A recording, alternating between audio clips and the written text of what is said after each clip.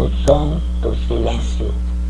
Por tantas indiferenças e descasos, o silêncio grita com tamanha intensidade que mesmo o mais desatento cidadão busca entender o porquê de tão grande alarido.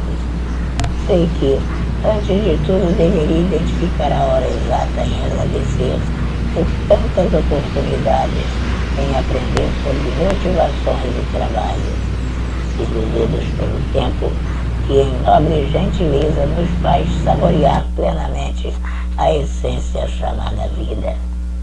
Determinante direção para conceituar o destino a alcançar e conhecer a fundo muitos projetos, com planos de realçar a consistência do tempo que modestamente sugere aos acontecimentos.